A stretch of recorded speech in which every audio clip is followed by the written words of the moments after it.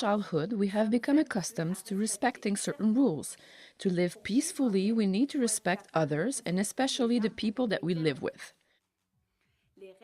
Rules allow us to establish a pleasant climate for everyone. Rules allow us to guide our behavior and to be aware of consequences. Lawyers and police officers sometimes speak about the law. Do you know what law is?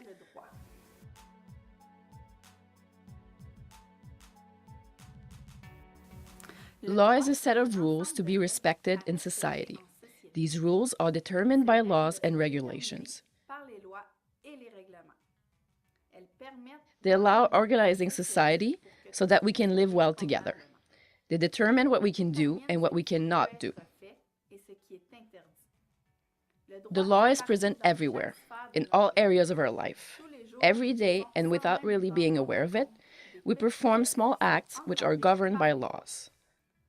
Other important events in our lives also have legal consequences and are governed by an unsuspecting number of laws.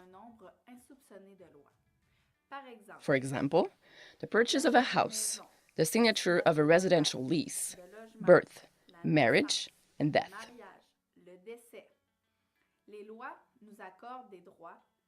Laws give us rights, but also impose upon us obligations. The expressions, "your rights end where my rights begin," describes this relationship very well.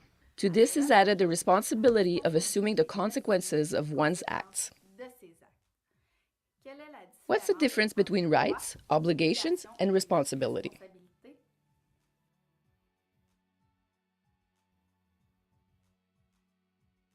Rights are actions which are permitted by the law. Obligations are actions that we are required to do. Responsibility is the obligation to assume the consequences of our acts.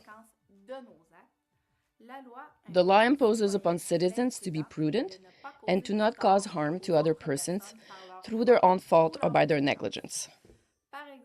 For example, if a man neglects to remove the snow and ice from his steps and a person injures himself while using the steps, the man may have to compensate the injured person. A reasonable person maintains their property in such a way as to prevent accidents.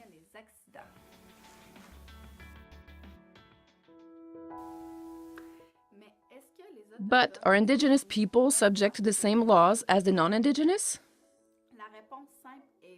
The short answer is yes. However, there are a number of exceptions. In Canada, both a federal government and a provincial government exist. These two governments share powers in making the laws that govern several aspects of our lives. For example, the federal government can adopt laws on currency, criminal offenses, employment insurance, while the provinces can, amongst other things, adopt laws on education, health, and the functioning of the courts. To this is added the power of the federal government to adopt laws which apply specifically to the Indigenous peoples. These rules are different from those that apply to other Canadians, and therefore some of the laws enter into contradiction. Section 88 of the Indian Act addresses the matter of provincial laws as they apply to members of First Nations. Subject to the provision of any treaty and of any federal law, all laws of general application and in force in a province are applicable to the Indians in the province. In plainer terms, this means that provincial laws apply to Indigenous communities as regards any matter which is not provided for in the Indian Act.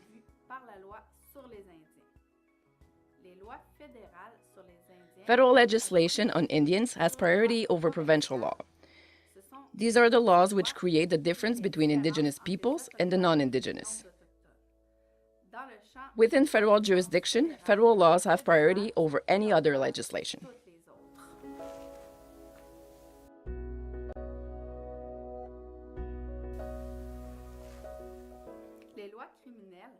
Criminal laws are made by the federal government.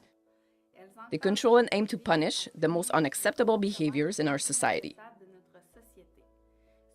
Those which go against our fundamental values: theft, vandalism, sexual assault, physical assault, murder, and drug trafficking are examples of behaviors punished by criminal laws.